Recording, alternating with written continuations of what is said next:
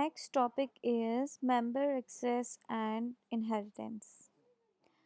Inheritance के अंदर आपको पता है आप एक क्लास बनाते हो जो कि पेरेंट क्लास होती है, जिसके अंदर सारे कॉमन फीचर्स या कॉमन स्पेक्स आप मेंशन करते हो, और फिर सब क्लासेस उसी एक क्लास को इनहेरिट करते हुए उस क्लास के फंक्शंस या उस क्लास के फीचर्स को या एट्रीब्यूट्स को एक्सेस करते हैं। आपको दोबारा दोबारा उनको टाइप करके वैल्यू असाइन करने की ज़रूरत नहीं पड़ती, बल्कि वो ऑटोमेटिकली इनहेरिटेंस की वजह से उसको एक्सेस कर सकते हैं। जो कि पेरेंट क्लास के अंदर वेरिएबल होते हैं, उनको एक्सेस कर सकते हैं चाइल्ड क्लास के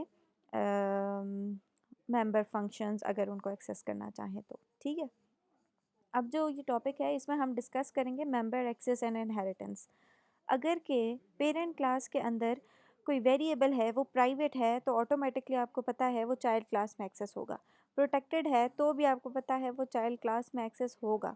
लेकिन एक सिनेरियो ऐसा है जिसमें अगर आप पेरेंट क्लास के मेंबर को प्राइवेट डिक्लेयर कर दें, तो फिर आप उसको चाइल्ड क्लास में एक्सेस नहीं कर सकते।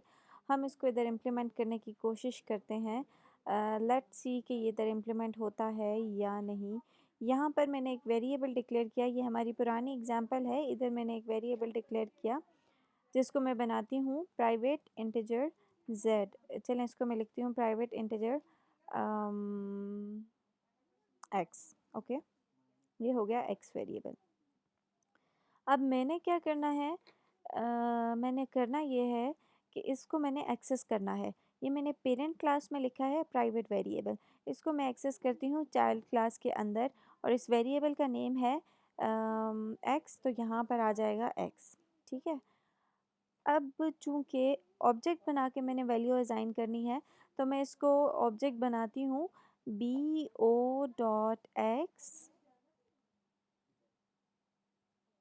Equals to 7। अब देखते हैं ये क्या देता है, ao.x इक्वल्स टू 7। अब देखते हैं ये क्या देगा आपको।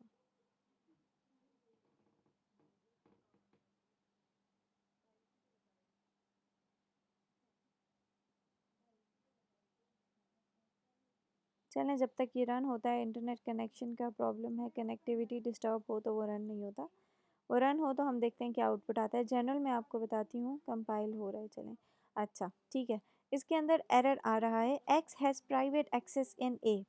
Error, x has private access in a, ao.x equals to 7। नया एरर है, x has private access in a bo.x equals to 7। तो कहने का मतलब ये था कि अगर आपने कोई पेरेंट क्लास के अंदर वेरिएबल डिक्लेयर किया है जिसको आप बना रहे हो प्राइवेट। मैंने क्या किया था, ये पेरेंट क्लास है, इसके अंदर मैंने एक वेरिएबल डिक्लेयर किया है प्राइवेट, और इस वेरिएबल को मैं वैल्यू अगर असाइन करूँगी, चाहे वो मैं बी क्लास के अंदर जाके एक्सेस करूँ उसको, या फिर मेन से वैल्यू असाइन करूँ, असाइन करते वक्त वो ए के रेफरेंस के ऑब्जेक्ट के साथ कॉल करते हुए बी एरर देगा, और दूसरी जो चाइल्ड क्लास है उसके साथ, ये देखिए मैंने एक्सेस किया इसको ao.x, ए के अंदर वो प्राइवेट था। ठीक है, तो मैंने उसको एक्सेस करके वैल्यू असाइन देने की कोशिश करने की कोशिश की, और फिर उसी वेरिएबल को मैं इधर प्रिंट कर रही हूँ। यहाँ पर मैं प्रिंट करना चाह रही हूँ क्लास बी के अंदर एक्स को प्रिंट करना चाह रही हूँ, और वैल्यू असाइन कर रही हूँ bo.x इक्वल्स टू 7। तो अब उसने मुझे 3 लाइन्स के ऊपर एरर दिया है, 17, 23 एंड 49, और हर जगह पे एरर यही बता रहा है कि आप क्लास ए के अंदर जो वेरिएबल है प्राइवेट, इसको आप किसी भी और क्लास में एक्सेस नहीं कर सकते, चाहे वो मेन क्लास है या वो उसकी सब क्लास है। तो यहाँ पर मेंबर एक्सेस एंड इनहेरिटेंस के अंदर जनरल कॉन्सेप्ट ये है, अगर वैल्यू पब्लिक है it means that is accessible, अगर वैल्यू प्रोटेक्टेड है तो भी एक्सेसिबल है, लेकिन अगर प्राइवेट बना दो तो फिर वो आपके लिए एक्सेसिबल नहीं होती। ठीक है, ये एक सिंपल सा कॉन्सेप्ट था।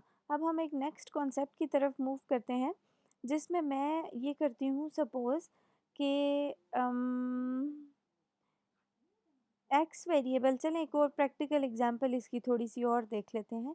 नेक्स्ट अगर हम टॉपिक पे जाएं, एक थोड़ी सी ज़्यादा प्रैक्टिकल एग्जांपल है जिसके अंदर ये थोड़ा अंडरस्टैंड करने की कोशिश कीजिएगा। क्लास बॉक्स, इसके अंदर 3 डायमेंशंस हैं, विड्थ, हाइट एंड डबल, और ये तीनों डेप्थ, सॉरी, और ये तीनों डाटा टाइप जो है वो डबल इनकी डाटा टाइप है।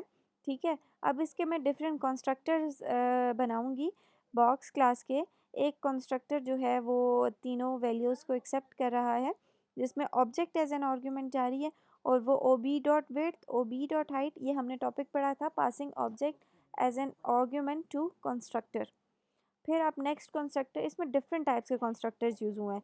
इसमें ऑब्जेक्ट को एज अ कंस्ट्रक्टर पास किया है, और आपको पता है ये हमने पढ़ा था, जब हम ऑब्जेक्ट को एज अ पैरामीटर कंस्ट्रक्टर में पास करते हैं तो फिर वो एक तरह से उसकी कॉपी बन जाती है। जो भी ऑब्जेक्ट आप उसको पास करते हो वो उसकी वैल्यूज़ और जो जिसके रेफरेंस से आप इसको कॉल करें उन दोनों की वैल्यूज सेम हो जाती हैं। अगर ये पॉइंट समझ नहीं आया तो आगे हम इसको डिस्कस करेंगे, तब आपको समझ आ जाएगा। You guys don't need to worry now. अच्छा, जो नेक्स्ट कंस्ट्रक्टर है इसके ऊपर मैं जाती हूँ। इसमें देखें तीन आर्ग्यूमेंट्स पास हो रहे हैं, डब्ल्यू एच एंड डी, ये तीनों रिप्रेजेंट कर रहे हैं वेड्थ, हाइट और डेप्थ को। फिर उसके बाद एक और कंस्ट्रक्टर है बॉक्स क्लास का, जिसमें इनिशियलाइजेशन नहीं हुई, बस सिंपली उन वैल्यूज़ को कोई भी डायमेंशन असाइन नहीं की। जब कभी भी हम किसी वैल्यू को -1 इक्वल करते हैं, इसका मतलब ये है कि वो एक अनइनिशियलाइज्ड वैल्यू कंसिडर की जाती है, क्योंकि विड्थ की वैल्यू -1 तो हो ही नहीं सकती। नेक्स्ट कंस्ट्रक्टर को देखें, इसमें सिर्फ एक लेंथ की वैल्यू है, जो लेंथ ए की वैल्यू है, और फिर आपने कह दिया width equals to height equals to depth equals to length, यानी लेंथ की जो भी वैल्यू होगी वो इन सब के इक्वल आएगी, इन सब की भी वही वैल्यू होगी।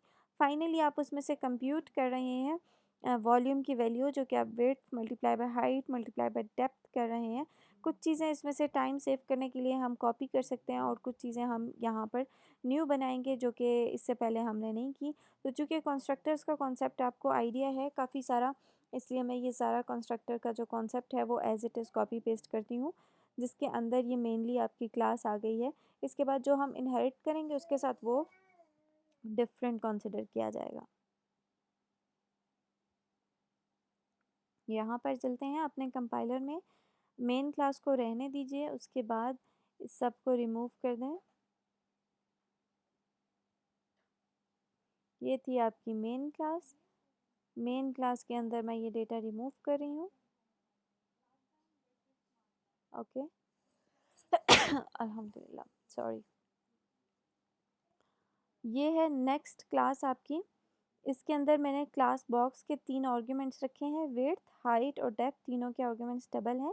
एक ये कंस्ट्रक्टर है जिसमें आपने एज एन ऑब्जेक्ट आर्ग्यूमेंट को पास किया है, sorry as an argument object को पास किया है। नेक्स्ट ये बॉक्स है, बॉक्स के अंदर विड्थ, हाइट और डबल आर्ग्यूमेंट्स पास हो रहे हैं। फिर ये अनइनिशियलाइज्ड बॉक्स है, और इसके अंदर आपने एक ही वैल्यू लेंथ की ली है, जो कि सबकी विड्थ, हाइट, लेंथ और डेप्थ जो है ये सारे लेंथ के इक्वल हैं। और फाइनली आप वॉल्यूम कंप्यूट कर रहे हो इससे। अब मैं एक और क्लास बनाती हूँ जो कि होगी मेरी ऐसी क्लास जिसको मैं चाइल्ड क्लास का नेम दूंगी। उसको मैं कहती हूँ class box weight, WEIGHT extends box class. ठीक है, चूँकि ये इनहेरिटेड क्लास है इसलिए ये पेरेंट क्लास को एक्सटेंड करेगी, तो मैंने मेंशन कर दिया पेरेंट क्लास का नेम, जो कि नेम था उसका बॉक्स। उसने इसको एक्सटेंड किया। यहाँ पर मैं एक और आर्गुमेंट मेंशन करती हूँ, दैट इज़ डबल वेट। ठीक है, ये इनहेरिट हो गया। बाकी इस क्लास के कंस्ट्रक्टर अगर मैं लिखना शुरू करूँ तो वो कैसे लिखे जाएंगे उसके ऊपर हम थोड़ा सा देखते हैं वो कैसे लिखे जाएंगे। यहाँ पर मैं बनाती हूँ बॉक्स वेट का कंस्ट्रक्टर। इसके अंदर इसको मैं बना सकती हूँ, ये मेरी मर्ज़ी है, इसको मैं आर्ग्यूमेंट्स भी पास कर सकती हूँ, इसको मैं विदाउट आर्ग्यूमेंट्स के वाला कंस्ट्रक्टर भी कंसिडर कर सकती हूँ। ठीक है, इसको मैं हटा कर इसके बाहर लिखती हूँ।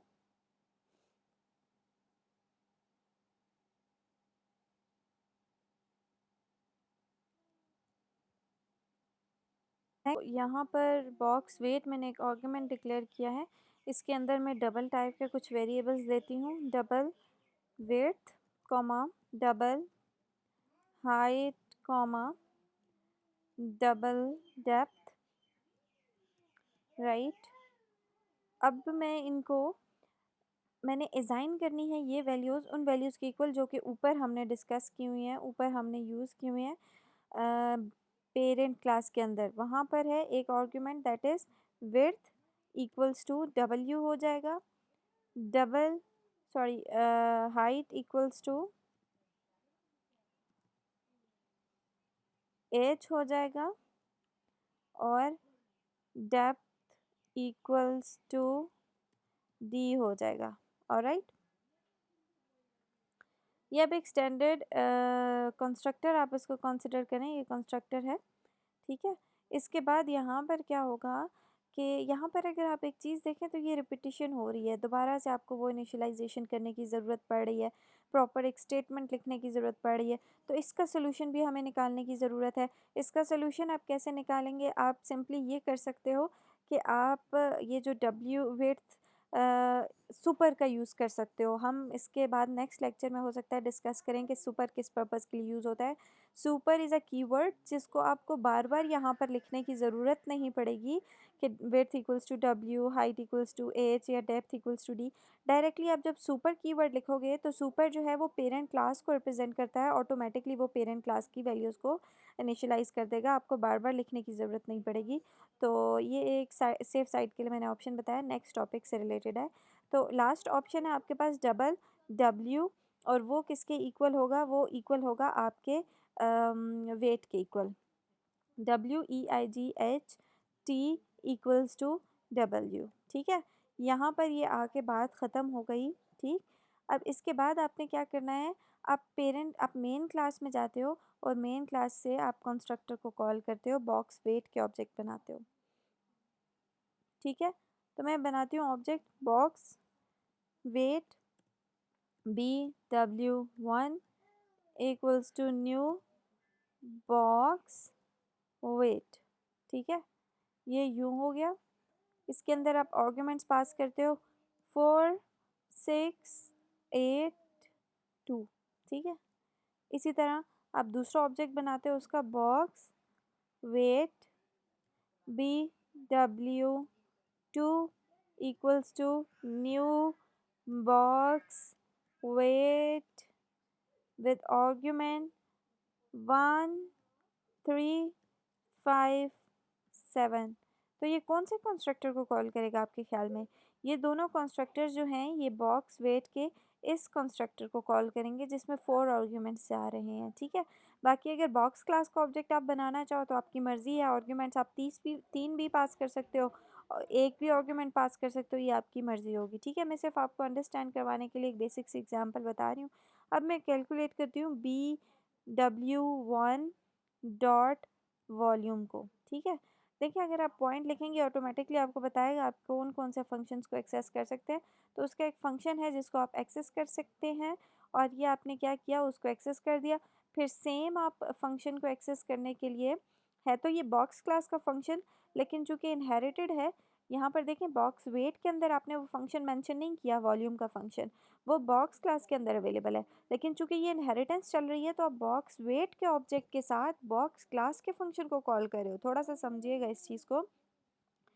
इनहेरिटेंस चल रही है यहाँ पर, इनहेरिटेंस के अंदर होता ही है जो पेरेंट क्लास की वैल्यूज़ होती हैं या जो फंक्शंस होते हैं या जो एट्रीब्यूट्स होते हैं वो ऑटोमेटिकली चाइल्ड क्लास में एक्सेस हो रहे होते हैं। तो यहाँ पर आपने वॉल्यूम फंक्शन नहीं लिखा, आप बॉक्स क्लास के वॉल्यूम फंक्शन को एक्सेस कर रहे हो बॉक्स वेट के यानी चाइल्ड के ऑब्जेक्ट के रेफरेंस के साथ, ठीक है। तो BW2 डॉट वॉल्यूम, इसको भी आप एक्सेस करो। फिर आप इन दोनों को बेशक system dot out dot print में आप इसको प्रिंट भी कर सकते हो। तो मैं इसको प्रिंट करना चाहती हूँ, इसको किसी चीज़ के अंदर स्टोर कर लेते हैं, double result R1 equals to, ये हो जाएगा। और यहाँ पर मैं इसको प्रिंट करती हूँ double result R2 sorry double R2 equals to this one. और इसके बाद आप सिस्टम डॉट आउट यूज़ कर लो, system dot out dot print, पता नहीं क्यों टाइपिंग में आज मिस्टेक्स हो रही हैं, डॉट प्रिंट LN के साथ आप मेंशन करो R1 को। बाद में बेशक आप लोग अपनी मर्ज़ी हुई तो पूरी स्टेटमेंट लिख लीजिएगा। मैं आपको एक जनरल रेफरेंस दे रही हूँ, तो ये यूँ हो जाएगा, ठीक है। I am so sorry, indentation में प्रॉब्लम आ गई है। अच्छा, एक एरर है, variable w is already defined in constructor box weight. Sorry, मैंने वेट को भी w लिख दिया है, यहाँ पर मैं लिखती हूँ wg, ठीक है, और वेट को मैं इक्वल कर देती हूँ wg के। अब आई होप कि इसके अंदर कोई मिस्टेक नहीं होगा। अच्छा, हेलो वर्ल्ड के फ़ौरन बाद आपने क्या किया है, आपने दोनों ऑब्जेक्ट्स के जो है वो कंस्ट्रक्टर्स को कॉल किया है, और दोनों वैल्यू सेम क्यों आ रही है, ये वॉल्यूम कैलकुलेट हुआ है R1 के रेफरेंस के साथ, फिर R2 के रेफरेंस के साथ आपने वॉल्यूम को कैलकुलेट किया। वॉल्यूम में एक्चुअली आप इन सारी वैल्यूज़ को मल्टीप्लाई कर रहे हो, इस फंक्शन के अंदर देखें यहाँ पर ये मल्टीप्लाई हो रहा है, ठीक है। तो ये रहा इसका वॉल्यूम। बाकी आप ये देख लें कि ये आप दोनों वैल्यू सेम इसलिए आ रही हैं कि मिस्टेकनली मैंने दोनों जगहों पे R1 और R2 लिखा था। तो ये एक थोड़ी सी डिटेल्ड एग्जांपल है इसकी, एक दो और एग्जांपल्स भी आप प्रैक्टिस कर लें, that would be your home